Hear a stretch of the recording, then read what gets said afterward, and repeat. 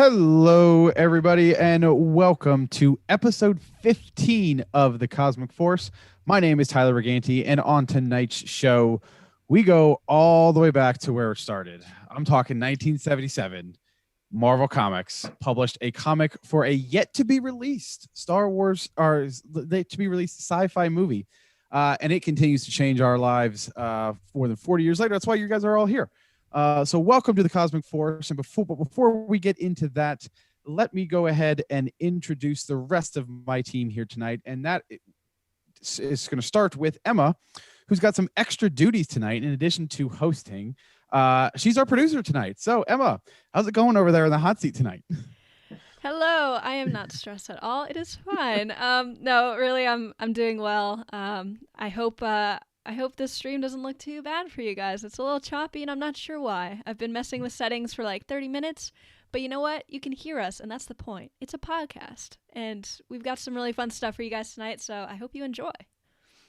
We are really excited, and I know that it's going to be an awesome night tonight. And Caleb, no cape tonight, Caleb, but we do have both the two flags in the background there. Exactly. I'm good. I'm taking a slight little break here, even though I might be on break next week. We'll see. But we're having a good time here. I'm ready to talk about some old comics here. It's exciting. I'm ready to get into this, and we have one more kind of special guest here. So Tyler, why don't you talk a little bit more about that? Yes, we have another special guest who is joining us, virtually, sort of. We couldn't go back to 1977 and talk about the history of this book without our own Utini's own historian, the keeper of the sacred timeline, Trevor Daly. He will join us.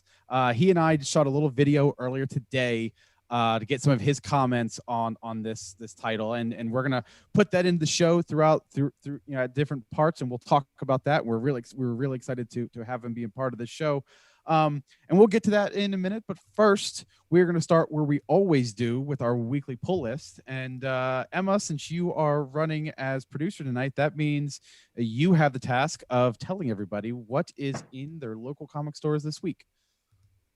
That's right. We've got some really, really awesome stuff this week. So, starting us off, we have Star Wars Darth Vader number 14 called The Blade Behind the Curtain, written by Greg Pak, with pencils by Raphael Yanko, cover by Aaron Cooter and Richard Isanove, colors by Jason Keith, and letters by Joe Caramanga.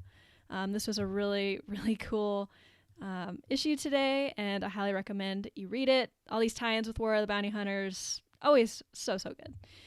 So next up, we have another War of the Bounty Hunters tie-in with Star Wars War of the Bounty Hunters Jabba the Hutt number 1, called Trust Issues, written by Justina Ireland. That's right, the High Republic's very own Justina Ireland. Her first Marvel comic, she said on Twitter. The art is by Abraham Roberson, and Luca Pizzari. The cover is by Mahmoud Asrar and Matthew Wilson. Colors by Edgar Delgado and Giada Marchisio. And letters by Ariana Maher. And last up, we've got some High Republic action today. We've got Star Wars The High Republic Adventures number 6. It's called Mission to Bilbosa Part 1, written, as always, by Daniel Jose Older. Art by Harvey Tolibau and Pau Rodrigues. A cover by Harvey Tolibau, colors by Rebecca Nalty, and letters by Jake Wood. And as always, all of the links to all three of these comics, the Comixology affiliate links, are in the description below. So if you don't have any of these, I know this morning I totally forgot that Jabba the Hutt number 1 was coming out, and it didn't catch up with my subscription because it's counted as like a separate thing from War of the Bounty Hunters. So I was like, oh, I forgot. So then I went on Utini, found the affiliate link, and bam, there we go. So if you want to do that, they're all in the description below. I was going to comment. I was excited about reading Jabba the Hutt because this was the first one shot that we've had for War of the Bounty Hunters. So yeah, it was very good. I thought good. That's good to hear because I haven't made my way to my comic store yet. So I haven't read any of these yet. So I'm really looking forward to it. Yeah, I hope that Justina Ireland can write some High Republic comics. I really liked her writing style here. Yeah, Perfect. I'm a big fan of her work, and I didn't get. She wrote the middle grade from Wave One, correct? That's correct. For the High Republic. Yes, for the High Republic, and then in the second wave, she's doing the young adults Out of the Shadows, which I'm pretty sure that comes out Yes. next week, if I'm not mistaken. Oh, it all blurs together sometimes It when you does. There's It a does. work lot. for a Star So, Wars book company. so So maybe after Daniel Jose Older's series, then we'll get hers. I hope so. I That'd be hope so. I cool. mean, they're killing it. So the more that the more that they can publish, the more that we can support them, the more content we will have. So make sure you support all of the Star Wars artists and creators, and especially this High Republic stuff, because it's amazing content. So that's going to lead us into our next segment, which is what we're loving. And my art of the week is going to come from it's a common thread here on the Cosmic Force. It's another Darth Vader looking awesome shot. This one is from Star Wars Mainline 2015. This is from issue 2. Penciler and inker are John Cassaday, and the colorist is Laura Martin. I really wanted to pick a photo of Luke because I really like the way that Luke is portrayed in this early or in this run. And then I turned the page to this, and it was just like, how can you not? I mean, Darth Vader with smoke and 4 stormtroopers on speeder bikes. I mean, that's just you just gotta share that off. So That was great. Now I do really love it because I think in that series they had Luke in his yellow jacket, and yes, that's a look that yes, is highly underrated. It's it really is. that we need.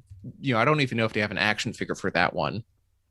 I'm not sure. I'm sure some of our fellow staff members will be able to clue us in on that. If you're in the chat, let us know, because we are not as well versed on the toys. I feel like there should be. I don't know if there is, but I feel like there should be. So, Emma, what's your art of the week this week? Yeah, so I've got art from Lando Double or Nothing, issue number 1. This art is by Paolo Villanelli, and holy smokes, you guys, this is amazing. You've got the stars going by and the TIE fighter exploding and all the laser fire and all that. Oh my gosh. It's gorgeous. It looks like a piece of Star Wars art that you'd hang up on your wall. Just an absolutely incredible splash page. And honestly, I love seeing that brand new Falcon, the Lando's version of the Falcon. I always hope to see more of it, and when we do, I seriously love it. So good. The Falcon that's still under warranty. That's right. That's right. The one that Without still all has the a bar. without all and the not, modifications. right. The one that doesn't have compartments in the floors, and it's all nice and clean. Mm-hmm. So yeah, I love this art. It's very stunning. Exactly. Catching up on some Orlando after our roundtable last week. Of course, I couldn't get enough of him. Exactly. I did not enjoy that series as much as the previous one, but I agree. yeah, but maybe one of these years we'll get around to talking about it. My art of the week also comes from Star Wars 2015. This one, instead of being issue 2, it's issue 62. This one is by Andrea Barcado. It shows a group of play rights going on, some actors putting on a play about the siege of Mon Cala, which might be a series we also talk about a little bit later. So they're kind of talking about the heroic rebels who've come in, and if you can see, it actually has Luke and Leia and Han in like their original like concept art sort of thing, and that was a really brilliant nod. I loved seeing that. I'm like, aha, I got that reference. And you can see he has lightsabers attached to his belt with a cord, and really cool things like that. So not only was it a fun character moment, it was also like it's a great moment for those who are in the know and who caught that reference. It was really great. Yeah, even the pose is like, not only the costumes like right out of McQuarrie's concept art, but even that pose is. I mean, I've seen that. I as soon as I saw that, I turned around because I actually have my version of the Star Wars up on my shelf behind me. Yeah, that looks awesome. Absolutely. So no, when I saw that, I'm like, I have to show this off. Speaking of showing off, we got a community art. Let's see here. Oh, I lost my discard. Who was it that in this one that comes from Droids? There's a little bit of discussion as if we would actually allow comics arts. This is from Moonflyer, aka Dave, on our Discord, and he was wondering if we could actually do covers, and I think the answer is yes. Yes, we can do covers. They look good. When it's a cover that looks like this, I mean, how can you say no to this? Exactly. This has the killer protocol droid. Who was that? Oh goodness. Oh, C3PX.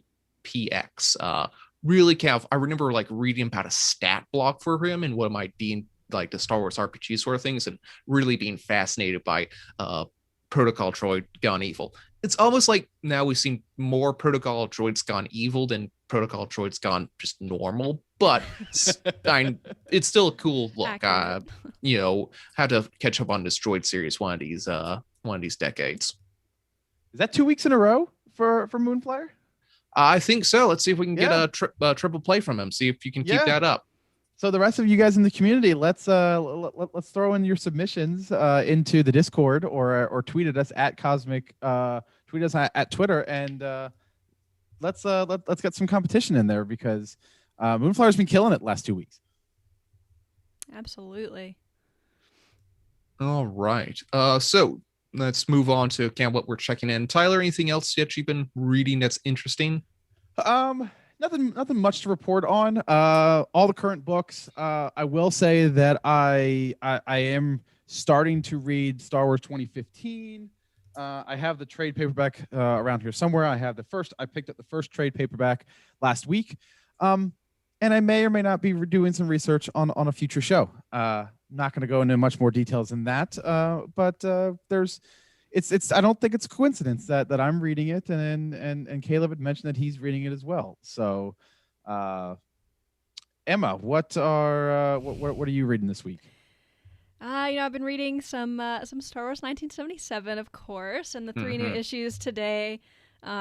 Really, just some solid releases today. I mean, it's kind of rare that we get 3 new releases, and then for all 3 to be very solid is like ultra rare. So it was quite a treat this morning to just dive into these 3 and really have a good time.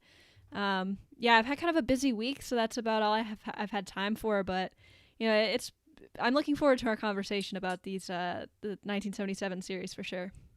Caleb, what about you? Nothing crazy. I said, we were doing a little bit of pre-show about, there's 107 issues for this series, for this mainline series, and we were kind of like, okay, well, how far did you actually get through this? I think I managed to get the farthest through. Like, I think you did. Yeah, I got 25 issues into this, and it's some really good reading. I was kind of rushing through it a little bit at the end, but that's kind of where all my energy went to. And the problem is I've gotten so much steam in this, I kind of want to push through and get all of it read. I don't know if I'll be able to, but we'll see what happens. See what our things we have down the docket here. All right. Well, we are going, for those of you joining us live, we are going to go to a quick merch ad, and then when we come back, let's talk about the original, where it all started, Marvel Comics in 1977, Star Wars. We'll be back in just a second.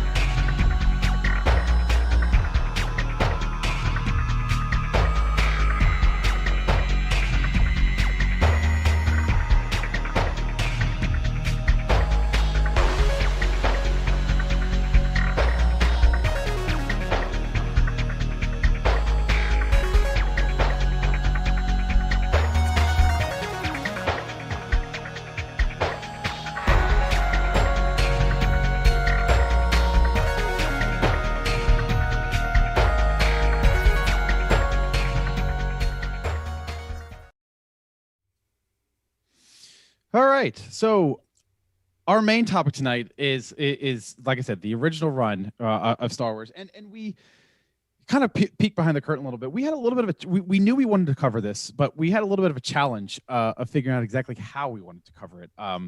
That's because, as Caleb alluded to earlier, there's 107 issues in this book.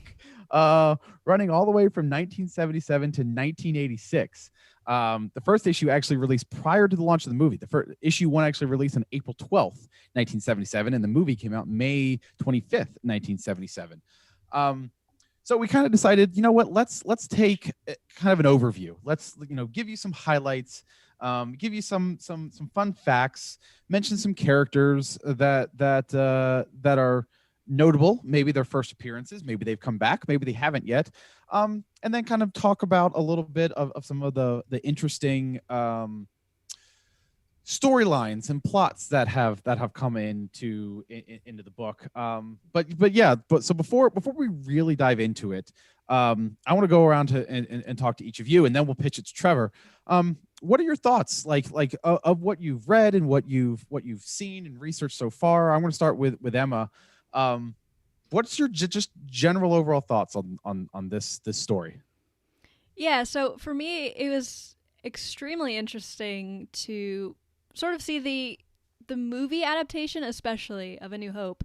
I was only able to read the first 8 issues just for reference, and the aesthetic of this series honestly was just the most interesting and kind of craziest part for me. And I it's weird because I mean, Han Solo, he doesn't really look like Harrison Ford. Luke doesn't really look like Mark Hamill. They did Leia pretty good, I'd say. Which one of you called him He-Man in the pre-show? I did. Like, there's as the art goes on, and like I was just kind of looking at some of the covers in later issues, like they become a little bit more and more like bowdlerized, a little bit more and more stylized, and like, boy howdy does Luke turn into He-Man in the last couple of issues. Yeah, no, you're not wrong. You're not wrong. It's a very like He-Man vibe. You're so right. So yeah, I think the story was good. The adaptation part of it, I only got to 2 original stories, and of course Jackson was introduced, so we get some really cool characters from this series, and overall it's just very interesting to see how comics have changed between today and then, and especially with Star Wars lore and all of the different things that sort of come with an increase in stories. Caleb, what are some of your quick thoughts? You can absolutely tell that this was written in the 70s. Like, and I'm not not just saying like, oh, it's old, but like the tropes that they are using outside of like when they have to like make things up, boy, is it like really like 70s, 60s sci-fi sort of, things. Like, Star Wars has an aesthetic now. Like, we can look at something and say, that is in the Star Wars universe right now. But like, there's stuff like, oh boy, I gotta into gladiatorial sort of thing, I gotta use my power shield and my power mace, and they glow with radioactive energy. I'm like, boy, that would never fly in this sort of in this day and age. Like, the weird like way that they talk about technologies, and I have a couple like random notes here, and like, one of the interesting things is, this might be getting a little bit into the weeds here, but in the early issues they start talking about like, well, if time flowed in space like it does here, this would be like 2 hours later. Like, they can't do like, I don't know if Lucas wants us to have time dilation or not, so we'll just kind of make minor mention of it, things like that. It kind of helps to show how easily Star Wars could have been another generic sci-fi sort of saga, but it had something else behind it. So the stories did a good job of being very entertaining, but you could easily tell how it could have been the movie could have been a campy cheese fest. Yeah, I can see that. I think I read the least because as those of you that are listening, that have listened to all of our shows, but know that I'm a physical guy. I have all my comics. I've got all my trade paperbacks behind me, and that's what made this project a little tough, because these books are not very easy to find. I mean, luckily, I've got these are the Dark Horse versions, but these are the Dark Horse versions of the reprints of the Marvel original prints for each of the movies, and the only reason I have these is because these were actually a wedding gift from my mother to me on my wedding day. So I've had those for 13 years, and that's really my only ability to read this, because I don't have Comixology or Marvel Unlimited, and that's something, and I think that we're going to talk about this more as the show goes on, that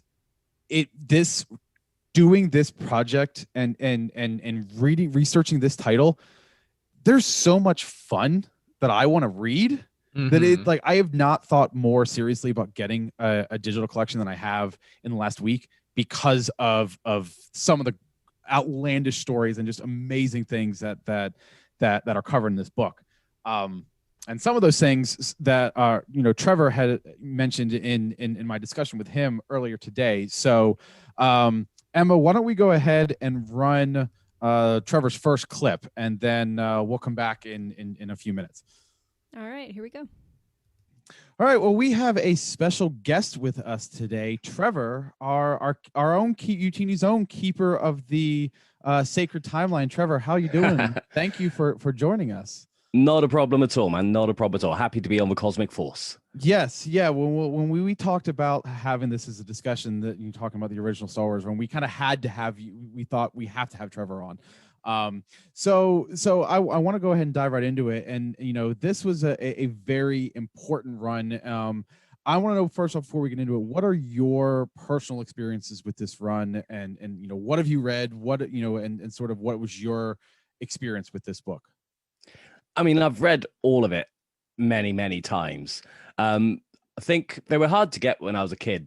And when Dark Horse re-released them in the 90s, there was like a 7-volume set of graphic novels. It just brought me back to being a kid. And I've looked since at how old I was when these issues came out. And it's all the sort of pre-Return of the Jedi story arc. So I was born in 76. So I would have been like 6 getting these comics. And some of them were read over and over again by me as a kid. So there's certain stories towards the later end of that run that are just, they helped mold me into the massive Star Wars nerd that I am today. Right. And I was also finding something that was interesting while I was doing some research on this. There was someone who worked at Marvel Comics. I can't remember what his position is, but he actually said that many who worked at Marvel in 1977 consider the Star Wars run to have single-handedly saved the company from financial ruin, because comics weren't as big back then. There was a delay between publishing and actual street dates and actual. Do you remember the effect that it had on maybe you and your friends? I mean, I think that's a well-documented fact, is that, Marvel were going downhill fast.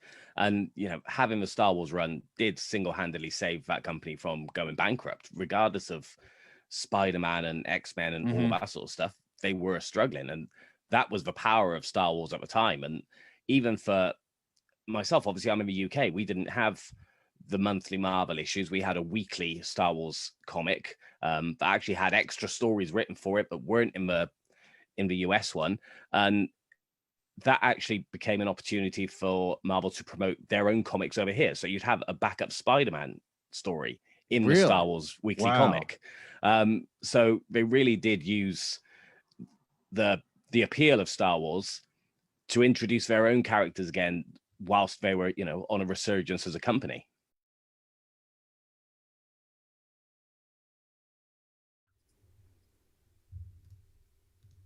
All right, so thank you, Trev, for that. He's going to return later on. So I've got some fun facts here in the universe and in the comics as well. So here we go. First up, the series was such a smash hit for Marvel in an otherwise dismal sales year, despite having like Spider-Man and other superheroes like that. Many who worked at Marvel in 1977 consider it to have single-handedly saved Marvel, the company, from financial ruin, according to Jim Shooter, who was Marvel's editor-in-chief in 78. Yeah, that was something that I was able to find, and Trevor and I had kind of talked about that a little bit. I try to keep these clips short, but apparently the reason that they were in such financial ruin was because it was very delayed to be able to get figures and financial figures back then, because comic shops weren't around as much as they are today. So Marvel would have to ship them like imagine a magazine. For some of you younger listeners, what you used to have to order magazines through the mail, and they would just come to you once a month. But the material would be sometimes 2 weeks, 3 weeks old. So, in this day and age of instant gratification, instant news, it's hard to fathom that. But that was the delay back then. Was they would publish it and they would ship it, and then they'd have to wait 2 or 3 weeks before it would hit the shelves, and then they'd hit the shelves, and then have to wait to get the sales figures back. So it was a very delayed process, and I just thought it was really fascinating, and for something that was new, and hadn't really, these first issues were out before the movie came out. For it to have that kind of success is just, it's amazing to me to think that the creative genius that is George Lucas, that he was able to use some of this to turn it into what we all know and love today. It's just fascinating to me. Yeah, and it's kind of fascinating because I didn't, if you look into the story, it's like no one knew Star Wars was going to be such a massive smash hit, and for them to greenlight production of a comic series before it even hit movie theaters must have been like a really wild thing. I kind of want to go back and see, was Marvel also like rolling dice on like random things? Did they try to make like an ET comic book series or what was the year when that came out? Then it was the the Steven Spielberg one. Well, yeah, you've got a couple. You've got Never Ending Story. No. He made a sci-fi movie at the same time. I think, Lucas and Spielberg like bet each other, like, they both thought the air one would be a smash hit. So they like bet each other, like whoever has the bigger one, each one has to give each other like 5% of each one's movie rights. So that's what made Spielberg like kind of sit pretty in the 80s and 90s and do whatever he wanted. Oh, interesting. I mean, it's just crazy that, like, because when you think of Marvel today, you think of like this gigantic multi-million-dollar company. Right. To think that Star Wars saved them, that's pretty nuts. That's pretty nuts. with as deep of a bench as Marvel had, this new up and coming sci-fi fantasy story. It's like I said, I wish there was more. I really want to get into kind of a behind the scenes sort of documentary about that, because it's so fascinating. Emma, you got a couple real quick. It was Close Encounters of the Third Kind. Right. Yeah, got you. Yep. Yeah. All right, Emma, you've got a couple more interesting fun facts and history about this book. Yeah, for sure. So according to Ryder Windham, the comic wasn't acknowledged by Lucasfilm while planning new stories because little story control had been enforced during its creation. So there wasn't like a story group type of thing going on back then.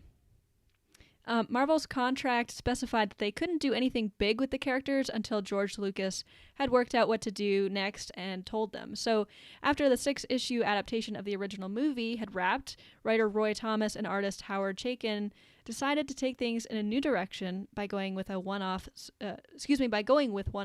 stories or simple short arcs.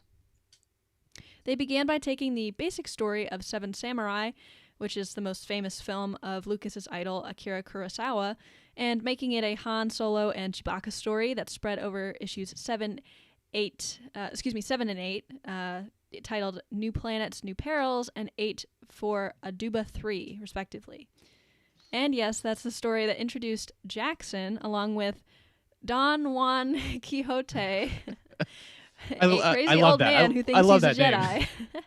and for those of you who don't know, this is Don Juan, spelled like Obi-Wan, W-A-N, Quixote, K-I-H-O-T-A-Y. And as we all know what that reference is, but it is such a Star Wars name, and I love it, and I want to know more about this guy. Yeah. I mean, that was when I read that, I was like, why does that sound familiar? And then I like worked it out in my head. I was like, okay, yeah, I understand now. It's the man of La Mancha. So yeah, like the kind of like is it weird to call him like super clever and creative for stealing off one of the most famous literary characters of all kind? Probably not. I think it's pretty clever. I feel like there's a saying out there that says like, creators don't create new things; they just adapt old things. There's some sort of saying out there that comments on that. Yeah, the most the quickest way to become a very creative and successful writer is to hide all of your sources. just delete them. Try to get rid of them.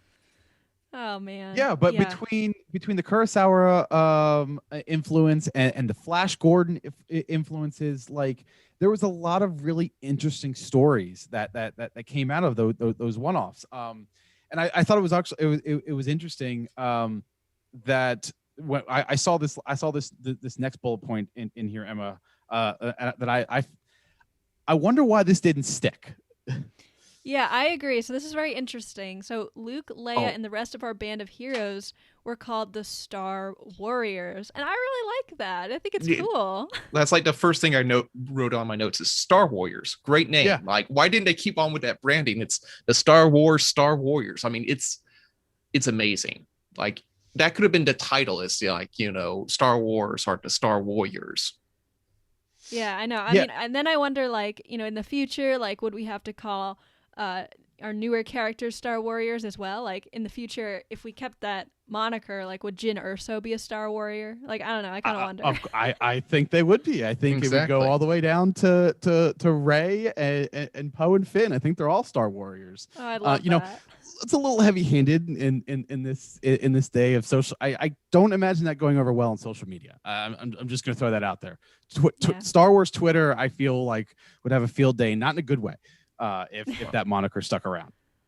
Yeah, isn't that every day on Star Wars Twitter though? that's very true. That's very true. Star Warriors, come out and play. It's the only thing I know about that movie. All right, so the last fact I've got here is on May 29th, 2019, Marvel released a special 108th issue of the series that continues the storyline that began in Star Wars 50. So, oh my goodness, talk about a late release there. Oh my goodness. Yeah, and I thought waiting for Duke Nukem Forever took a while. Yeah, right. And there might be a relevance, but I don't see a relevant date around that, like 2019 compared to 1977 or May 29th compared to the original launch. And like, I don't, it's just a strange decision with a strange timing and a strange date. You know what? I mean, go for it. I mean, more power to you. I'd love to see more of this stuff come forward, but I'm wondering if there's a significance behind that I just couldn't find. Yeah, I guess they decide to, I don't know if they had to this sounds like super cynical, but I wonder if they had to do something to keep the trademark or something alive and release something so they still had stranger things have happened like that in the comic book industry. And if you don't know about that, look, not now during this show, but I encourage you to go research the history of Captain Marvel and Miss Marvel. Ooh, yeah. That is a fascinating tale of DC against Marvel. But yeah, that's a very interesting perspective, Caleb. I'd like to know why that decision was made. So in addition to those fun facts, we've talked about Jackson. We talked about my favorite character, Don Juan Quixote. But there were a couple of other very interesting characters. Some we've known, and some we haven't known. Some were original. And I'm going to let Emma. Why don't we go ahead and play the next clip from Trevor, where he talks about some of his favorite characters. And gosh, this is where it starts getting weird, guys. That doesn't surprise me with Trev. So yeah, here we go. Tossing it to Trev. And it's amazing to see the resurgence of these characters. Valance is in his own comic book. You've got Jackson, who seems to be on a Cavan's on a mission to bring him back to relevance. And it's amazing to see some of these characters kind of getting their due diligence now that Star Wars is back in the mainstream again. Absolutely. And it's because these authors were reading these comics as kids. It's not because they trawled through these as authors and went, right, I need to pick something obscure. They've all picked on something that they related to when they first read those comics as youngsters.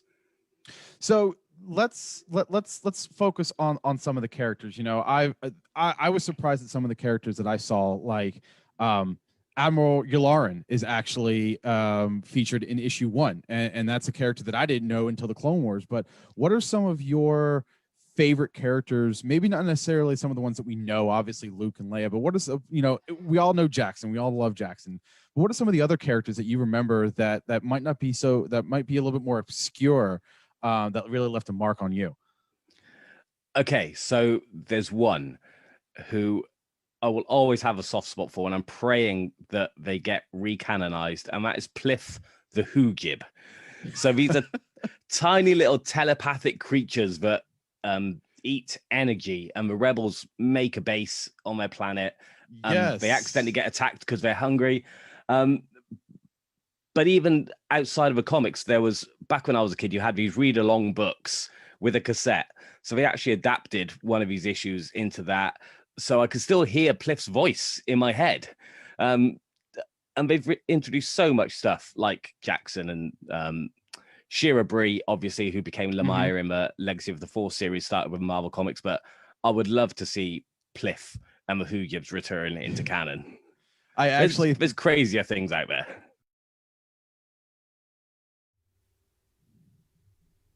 All right, so we are back, and man, Pliff the Hoojib. That is quite the deep cut, Trev. And you know, I didn't get that far in the comics, but I think I'm gonna need to read those issues tonight just to just to figure out like what he's talking about. Something about crazy like eating people. Like before we go to Caleb to talk about some other characters, I pulled this up. That's what I was talking about.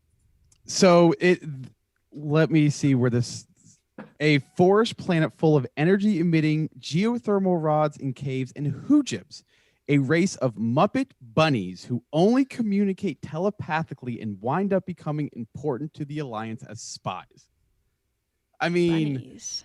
They had a thing for bunnies in this. Yeah, because listeners in the pre-show, I was kind of thumbing through the cover art and all the issues there. And one of the last issues, it has a bunch of characters being attacked by what I thought was a reference to Monty Python and the Holy Grail, with lots of little white rabbits jumping around and attacking and going for the throat. So I had to show it off to everyone. So no, those are the Hoojabs. Those are the energy eating telepathic bunnies. And by the way, now we have Jared in the chat saying, "Oh, we're talking about the Hoojibs," and I think that's his new like summoning word. Like, you know, we had legends, now we've got Hoojibs. If we talk about anything prior to like 1995, I think it automatically gives Jared a heads up.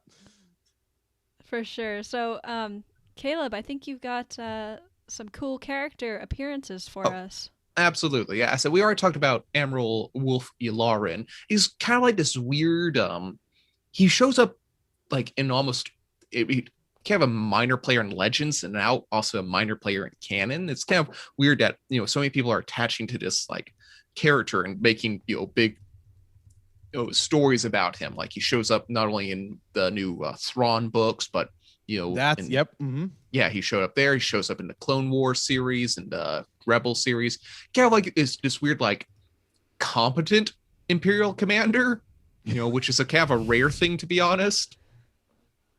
Well, that was, I mean, like I said, I knew him from the Clone Wars show. I mean, and he's one of the people that I feel like Anakin respected in the I don't want to call it the Imperial Navy, but in the Republic Navy. And so to see him continuing to pop up and to realize that he had a history this rich is just kind of one of those like, wow, I never even knew that.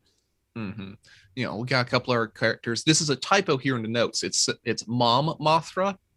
But that's honest. I mean, it's about what happens when you type notes during the workday. Well, okay, but let's face it, Mon Mothra is essentially Mom Mothra. She's kind of the queen leader of the entire rebellion there. Like, I could totally see her putting juice boxes together for all the commandos. That image is great in my head. Exactly. Now. Yeah, but yeah, like, was she ever actually given that title in like her name in the original movie?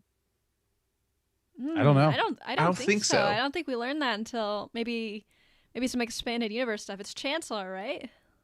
I think something like that, or at least Senator Mon Moth. No, it's Senator. But right. but we don't even know her name. So this is probably the first time we actually realize who she is and who her, what her character is, and that she is actually kind of an important person. Yeah, she was just like the deadly serious, redheaded woman that just felt so bad for the Bothans, as all we knew her as. Right, pretty much. And that was not until the third episode. Until then, she was just kind of, she's that leader who has a few lines. Let's hear. We also had a couple other characters I just want to put this in here. Chewbacca is very different in this series. Yeah, that was the number one thing that kind of blew me away while I was reading this. He seemed, well, first of all, his aesthetic is very different. He is way more gorilla-like. Yeah, that's exactly how I describe it. He's more violent, and just not as likable as the Chewbacca that we know and love today. And, part of me wonders if that was just a production thing. When they were adapting the movies, did they think that Chewbacca was a scary monster? Or, did they... Yeah, here we go. Tyler's got... Let me show off Tyler here really quickly. He's holding up... Trying to not get the glare in there. Yeah, so he's kind of chunky. And he's kind of fierce looking. He's got that scowl on his face. And... Yeah, thank you, Tyler, for showing that. He definitely gave off a different vibe than the Chewie that we knew and know today. Yeah. No, they definitely played up the fact that he's an alien sort of thing. We also got a couple other characters, we actually introduced Biggs a lot more recently into I think he shows up in the very first issue. His Luke's childhood friend. Then we also have a little bit more of Wedge, who would go on to lead Rogue Squadron. A couple minor characters that we get to see named and have a little bit more development, and that's always fun. Here's the big thing: is that we have Barrett Valance, the droid, the half droid, or as they call it, Borg bounty hunter. I like how they call it Borg. Yeah, it's great. Predates the Next Generation at all, so don't come at me with that. But when I was reading this, and I the very first issue that Barrett shows up, they splash page, they blowing up a thing and says Barrett and his angry group of bounty hunters. I'm like, well, hold on. So I had to look this up. That issue number 16 came out in October of 1978. Now Boba Fett, his very first appearance was in this Christmas special, which was in November of 78. So Barrett Valance is Star Wars' oldest bounty hunter. He was there a whole month before Boba Fett even put it onto screens. So next time when someone says Boba Fett is the first bounty hunter ever conceived for Star Wars, they are unaware. Yes, you can tell them you're wrong, and you heard it from the cosmic force. You can tell them Caleb sent you. Don't at me. All right, so that was a kind of a fun, fascinating sort of thing of them making more characters. We also got a few other things. This was a fun little story where we get to see Bail Organa in the flesh in episode 24. That was fun because you get to see, it's kind of like a prequel sort of thing where you got to see him being helped out by Obi-Wan Kenobi kind of in his prime. He still looks like an old man, but it's 10, 20 years before. So you gotta see Obi-Wan and old Ben as a Jedi Knight and how they imagined Jedi would look in that sort of thing. And again, it's very space opera. He has a full black jumpsuit with silver armbands. So kind of a different look of what maybe what you might have very first thought when you thought what a Jedi Knight, a space knight would be. Definitely not brown robes and and tunics. Interesting. Lando made an appearance in issue 43, and then of course we have everyone's favorite Jackson, the green space rabbit who likes to eat meat and kick enemies. Really, Can I say something that I noticed about Jackson? So he always says that he doesn't like to be called a rabbit, right? Yes. But his ship's name is the Rabbit's Foot. So what's that all about? Wasn't that addressed in from a certain point of view, The Empire Strikes Back? It? I know that forever there's since I've read that. I know that there was a story in there about Jackson going to Cloud City to meet Lando, and I feel like Lando makes that exact comment to him about, it's called the Rabbit's Foot. Don't quote me on this, but I'll go double check. But I feel like there was a tongue-in-cheek sort of reference or comment, mental commentary in that story, and from a certain point of view. Yeah, no, that sounds very familiar. But that was one of the first things I thought about. Like this doesn't really add up, but okay, I'll accept it. He's a cool enough character. Like, put a little lampshading there, but like that was the sort of thing that they liked doing, is like these weird, crazy sort of like space characters and wacky sort of almost Looney Tunes sort of aspect they went through. I don't think they ever went quite as far as Jackson and the rest of the series from what I read. And they did introduce psychic space bunnies, so there's that. But in the next couple issues, they definitely slow things down a little bit. But in the same time we get Jackson, we also get Don Juan Quixote, Tyler's favorite character from the extended universe. And I think, as we have gotten Jackson pulled over into the canon timeline, I think we need some Don Juan in the extended timeline. Yeah. I think he needs to have his time in the spotlight again. There's just that's yeah. I mean, there's if Jackson can be revived, Don Juan can also be revived. So yeah, I mean, like how like Jar Jar Binks comes back as a clown in one of the Aftermath books. We could make like an Obi-Wan Kenobi impersonator, like a street performance, and it's Don Juan Quixote. Yeah, that's my vote. I am totally down for having that name come back as a tongue-in-cheek like clown character, or if like it doesn't have to be a Jedi. I just want to see that name brought back so that everybody who's reading Star Wars now can see this name and can appreciate it, because that's all I really want. For sure. Exactly. And the last what they want. Like, and that's what we want, and we're the people. Some of our last minute things is we got the character Luminera, who first appeared in these comics, who then came through like the rest of the book series. I think she's the Dark Force wielder who uses the light whip, right? Yeah, I remember Star Wars Archives talking about Lumaya. Lumaya. And it sounds familiar that she's like kind of, I haven't read any books with her in it, but I'm pretty sure I remember them saying something about her being like in a relationship with Luke and like being a Dark Force wielder. Everyone was in a relationship with Luke. In Legends. That doesn't narrow it down at all. Fair enough. But she had like a turban on, like this weird like triangular headpiece sort of thing. Oh, interesting. She was heavily featured in the Legacy of the Force series, which comes at the tail end of the timeline of the novels, at least. And so I don't remember very many specifics about her. I do remember I enjoyed Legacy of the Force, but there are some. I don't entirely remember all of her details, but yeah, it's fun to see. We included that in the notes just because as we're talking about Jackson coming back, and as I'm joking about wanting to see the name Don Juan Quixote come back, there has some elements that were from these original comics that have been brought forward, and obviously Legacy of the Force has still gone the way of Legends, but it's happened once before, and you never know, things can happen again. For so sure. These it wouldn't be Star Wars without some crazy stories, and our friends at Legends Look Back knows a thing or two about some crazy stories, because Legends can get kind of crazy. But there are a couple of notable stories that when I was doing some research that are out there. But let's head back over to Trevor, and let's hear what he was saying about some of his favorite stories from this run. Let's go ahead and talk about the storylines, because I personally haven't read these, because my collection is physical, so it's a little harder for me to get some of these. But I was doing some research, and there are some crazy storylines that happen in this book. What are some of your favorite storylines that you remember from this 107 issue run?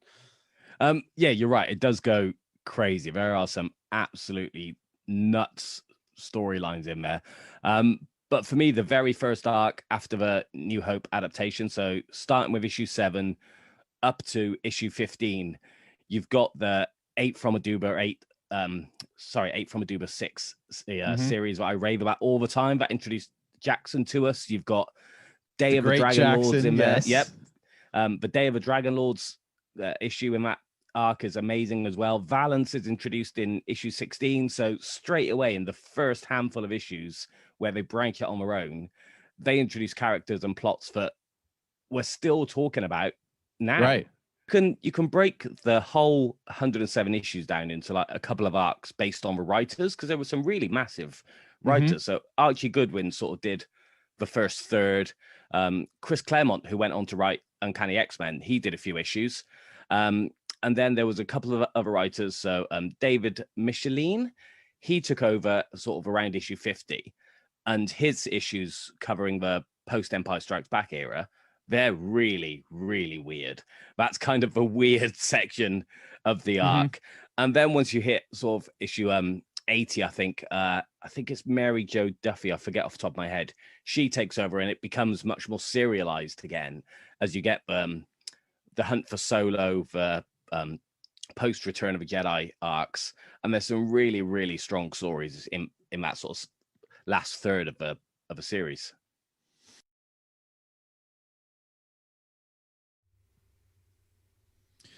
All right, and we're back live, and it was this part of both my interview with Trevor and in doing my own research that I really got excited about this. And this was when I mentioned earlier that I was really disappointed that I didn't have this direct access to this. It was these storylines, because they would never make it in today's canon, but they are so interesting. I mean, the storyline that Trevor was talking about was featured in issues 51 and 52. The arc was to take the Tarkin, and the new super weapon is a world killer dubbed the Tarkin, fittingly enough. But what I found interesting is it wasn't a weapon of Vader's. It was built by the Imperials who had broken off from the Empire because they fundamentally disagreed with the tactics of Darth Vader. So not only do we have ambitious Imperials having to face the rebels, they also have to devise a plan to assassinate Vader, creating a story that is fascinating to me. And it's those levels of freedom that makes me really want to go back and kind of see how they pulled it off and really how it ends. Exactly. Like, I've read several times the first like major arc, the Star Hoppers of Abdullah. Yes. I think it's like 6 or Abdullah 3. It's like Seven Samurai is probably one of my favorite movies of all time. So even when you see a cheap knockoff of it, it's still great. And like, yeah, that's one thing I didn't quite touch on in the character section. Han Solo, I know I like to joke about it, in the mainline series, but Han Solo's super competent in this series. He's really good at his job, and it's kind of wild to see him being being able to wipe his own butt, for lack of a better term. Like, he like single-handedly gathers like this like group of like, gun-toting, space rangers together and star hoppers, and like fends off an entire like attack of bandits, and then stops a giant, biological super weapon, lizard thing from destroying the village. Like, it's like, oh wow, he's good at his job. Wow. How can you not be interested in how can you not want to read that? Oh, it's crazy good. Like, it's there's a lot of like wild things that just can't happen. They happen really quickly. So I think like by modern pace, telling, you could say the story writing's a little bad, but it's still really good. It's still, I can't contradict myself. It's bad, but it's good. Take it with a grain of salt. Be able to take your time reading through it, and reading out the dialogue, or just skip through it and watch some really interesting and fun artwork. You'll have a great time with it. Yeah, I mean, and while we're on the topic of Han Solo, like something else that I noticed, it was in issues 7 or 8, or maybe both. There's a lot of shirtless Han Solo, and it reminded me of that arc from the 2015 mainline where they're on like a farm, and Han Solo's like working for a drink and stuff. Yeah, Harrison Ford shirtless. It's a trope.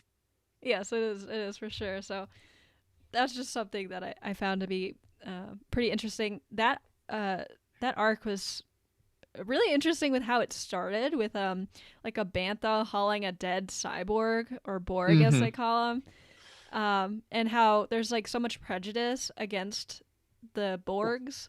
Yeah, and I like how it sets up like the stuff with Valence later on. it sets up that it also sets up in like a later arc, like on the Wheel of Doom or whatever giant casino sort of thing. They also make several references to like, it's really weird how rebels treat droids like people and are like friends with their droids. And like that's like another prejudice they set up, is that droids are tools, not friends, sort of thing. So it's kind of like another like, you can tell that they're trying to talk about like social issues with that, like, rejection of the outsider is bad, that sort of thing.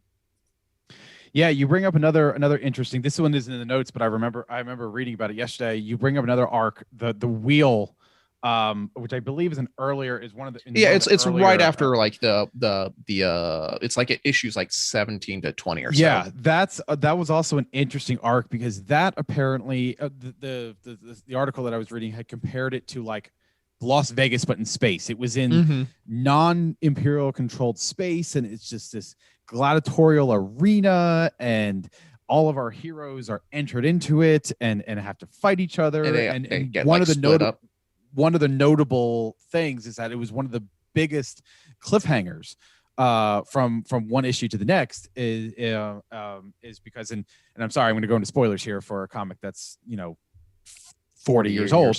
One of the issues appears to have Chewbacca kill Han Solo at the end. And that was, again, at this time when there's a huge delay, when you don't have social media, when you literally have the media that is in front of you, and you close the book and you don't know when you're going to get your next book, and all you know is it's going to be at least a month away.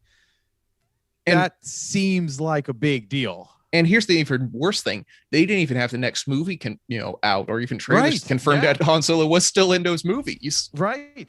So as we know, all of our heroes are, when we read these books and comics, and we know that all of our heroes are going to be safe. You didn't know that back then. And for all you know, Chewbacca really did kill Han Solo. And it's just, I keep going back to it. That's what I find so fascinating about this. And there's one other topic that I wrote down before I toss it to my co-host here to see if they have any other stories, with Star Wars issue 81. And I really wrote this down more because of the title. It was titled The Jawas of Doom. And it's a tale involving a broke Han traveling to Tatooine with Leia, and they find themselves running into a very, very familiar foe. R2 is abducted by Jawas, and these Jawas stumble upon the regurgitated body of Boba Fett. Boba Fett, suffering from amnesia. So even back in 83, the writers knew that no Sarlacc could keep Boba Fett down, and Boba Fett was definitely going to get out of the Sarlacc. Like I said, the story is I'm interested to hear to read that story, because I see the title Jawas of Doom, and I'm like, okay, all right, you have my attention. Exactly. I mean, they're comic book writers. They know a good design when they see it, and they're not about to throw something like that away. Right. So did you guys? So those were a couple that I had written down. I'll pass it over to Emma and to Caleb to see if there are any additional topics or stories that you had written, or that you had wrote, or if Emma, I know you said you only read the first few. If you wanted to maybe talk about how the comic was kind of, how it's, even though it portrayed A New Hope, it's obviously very different than the actual movie that we know and love. Yeah, for sure. I mean, stylistically, the adaptation is not a one-to-one. Right. Where I would say like the more modern movie adaptations are definitely more of a one-to-one, mostly one-to-one. Luke, all the characters look different in some sort of way. The scenes, some of the starfighters were different. Some of the the setup for the big meeting scene in the base at Yavin 4. That scene was a bit different. Like, they all come in on these like hover carts. They're all like riding on a hover cart, and we don't see that in the movie. I found it fun, to be honest, to read an adaptation that wasn't a one-to-one of the movie, like, just because I honestly think that a lot of that is probably due to just the information that they were privy to before the movie. And so it was interesting, like the lightsabers were different colors, like, and that could be, you know, just because of their time and like how it translates to digital media. Like, you know, Darth Vader's lightsaber was yellow, and so is Obi-Wan Kenobi's. Or it definitely had like a pinkish hue sometimes. You know, sometimes it looked yellow. Plus, they only had so many colors when they were printing. So yeah, true, yeah. They and didn't... I just honestly, the style choices were more interesting to me than any of the story elements, I would say. When I was thumbing through it, didn't like Luke call after like he sees Obi-Wan being slain by Darth Vader? He turns and yells at Darth Vader, "You dirty rat!" I'm like, oh boy. That definitely said that to someone in this. I think he said that to Vader, like, you know, oh boy, that's some real grade school name calling there. right. For sure. All right, Caleb, do you have any additional topics or stories that we haven't mentioned so far? I like part of like the continuation of the showdown at Duel of 3. Like, it pretty much bleeds straight into another story where our crew gets like and can't split up and crash landed on a giant water planet, so to kind of do like the water world and pirate sort of thing. And that was like a really fun sort of thing. Plus it does nicely establish that Luke definitely does not know how to swim, and that's always like, you know, kind of like a nice refreshing, like, oh boy, I don't know how to swim, guys. I've never seen this much water ever. I was gonna say, you know what, at first I laughed, and then like like if you go back and watch this, you can kind of see me go through it in real time. Like, haha, of course, why would he know, or he doesn't know how to swim? Oh wait, there's no reason for him to know. There's not exactly a community pool on Tatooine. Oh my goodness. All right. Well, there's we're going to toss back to Trevor one more time, because I couldn't have him be a part of this show without allowing him to ask us a question that we can discuss live. So, Emma, why don't you toss it back to Trevor one more time so he can ask us our last question of the night. So before I let you go, I wanted to know if there was anything that you'd like me to take back to the rest of the team. You know, if there's any discussion points or any thought-provoking questions that you might have for the rest of us to discuss all our Cosmic Force, and then maybe, you know, have some interaction with those that are in the live chat as well.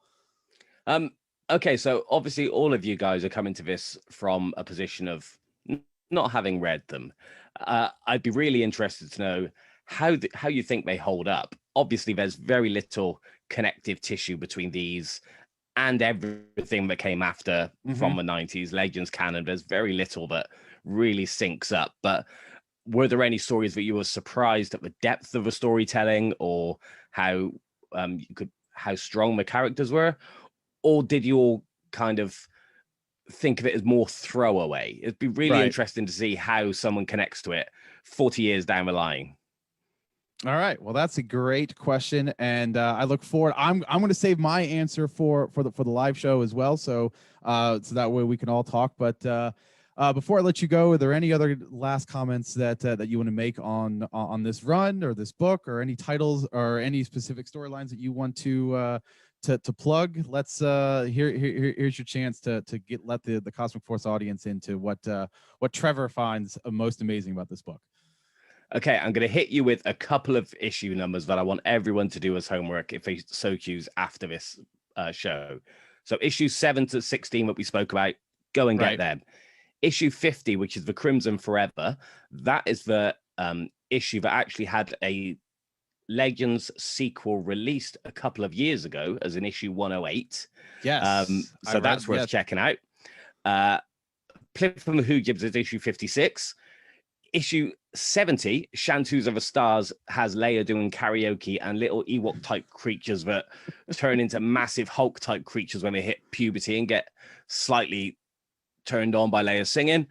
And then issue 80, I've spoken about this on the Star Wars Archives before. It's a really, really serious story about trying to find a couple of rebel spies who are searching for the plans for the second Death Star, and 3PO falls in love, and it's heartbreaking. Anyone, write those numbers down, go and check those issues, and let us all know what you think.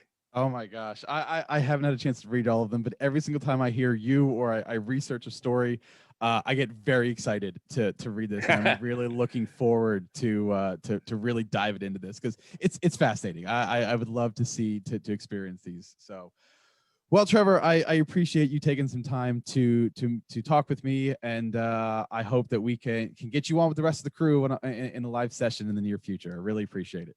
No problem, man. Happy to help. All right, so that's a question of the night, and I think that's a question that we kind of wanted to.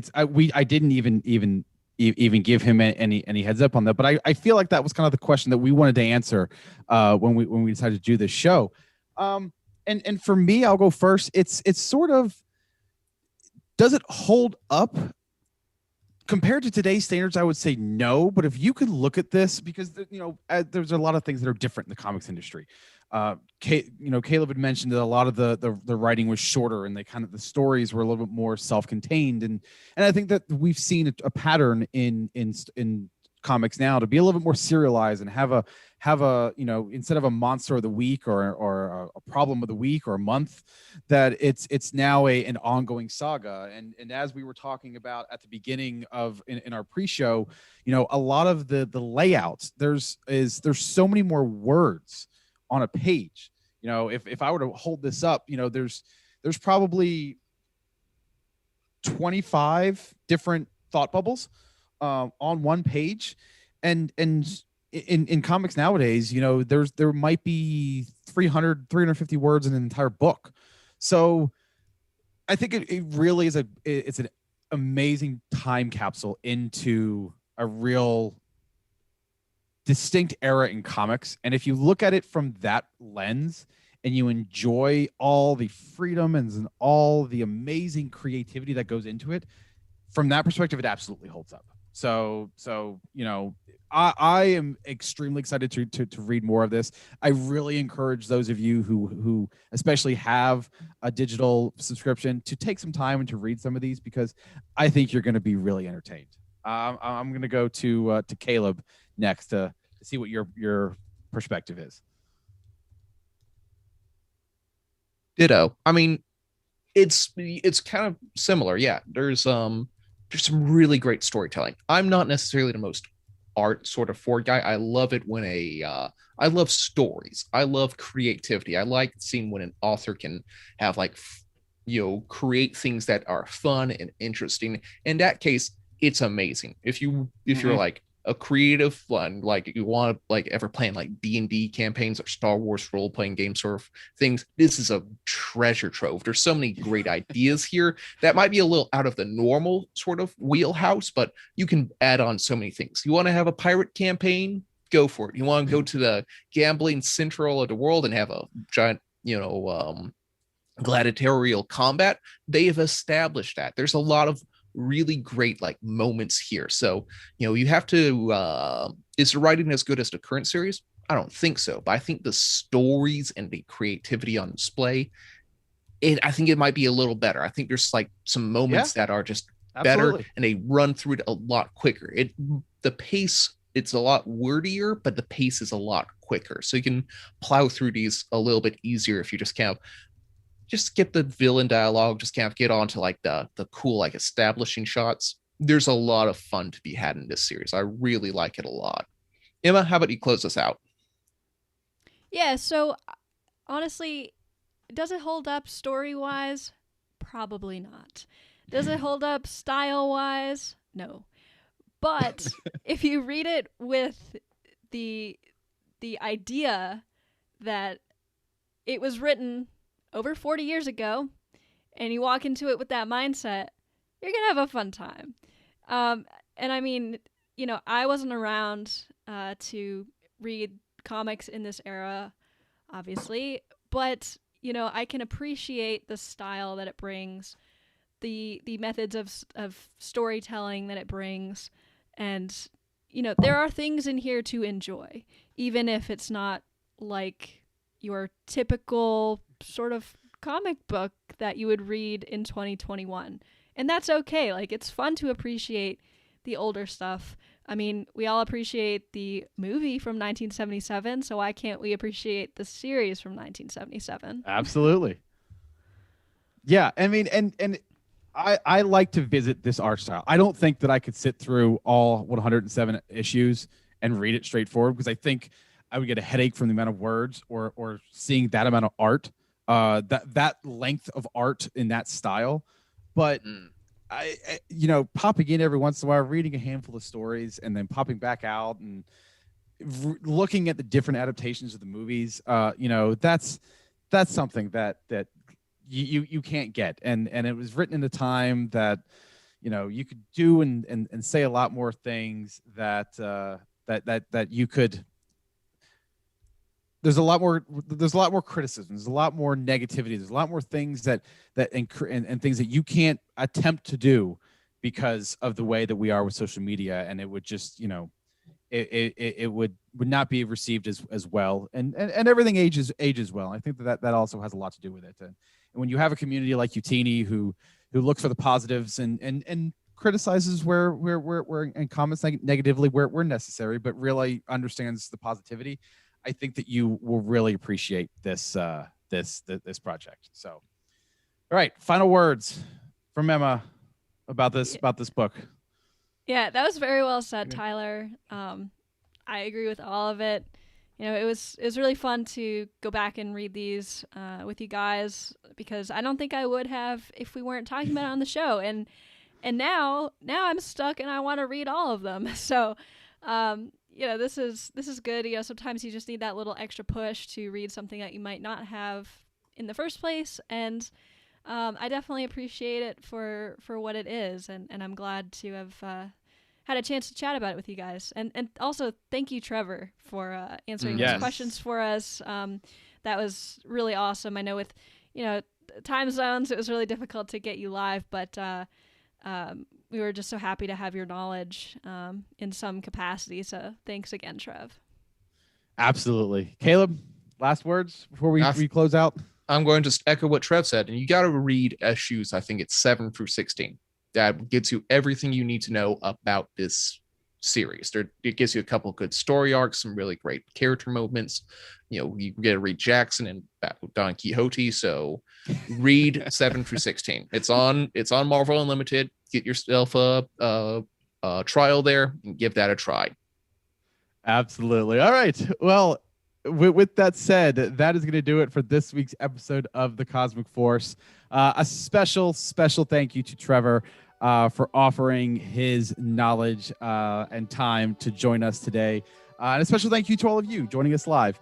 Don't forget to subscribe to the show wherever you get your podcasts, or right here on YouTube. And tune in every Wednesday at 8 o'clock to hear us live. And again, if you can't catch us live, that's okay. You can subscribe to us here on YouTube and watch all of our videos whenever you want to, or wherever you get your favorite podcasts on any platform that is available. If you like what you hear, please leave us a review on iTunes or any of those other platforms. It very much helps the other listeners find the show. We always love hearing from you all. So please, if you like us, give us a review, and we do really appreciate you. Be sure to visit utini.com for reviews, articles, and news for the entire expanded universe. We also encourage you to join our Utini Discord community by going to utini.com/Discord. If you'd like to help support the show, you can find us on patreon.com/Utini and start receiving exclusive perks starting at just $5 a month. A special thank you to Cheryl Bell, Patrick Ortiz, and Carl Sanders on our Jedi High Council, as well as Kyle Hickman, Elizabeth Cloutier, Jason Mitchell, Freddie C., and Sally and Chris Eilerson on our Alliance High Command. All of you provide amazing support, just like the rest of our community. Thank you. You can tweet the show at Cosmic Force Show or at the host individually. I'm at Ty Rags. Emma is at Irma Jedi 26. Caleb is at Caleb Lamanek. Jacob is at Jacob Bosch. And Trevor is at Davey Todd. Until next week. Next week we have a fun show in store for you. We are doing another artist spotlight. And this time it'll be on Will Sliney. So Make sure you guys, it'll be a fun show to watch live.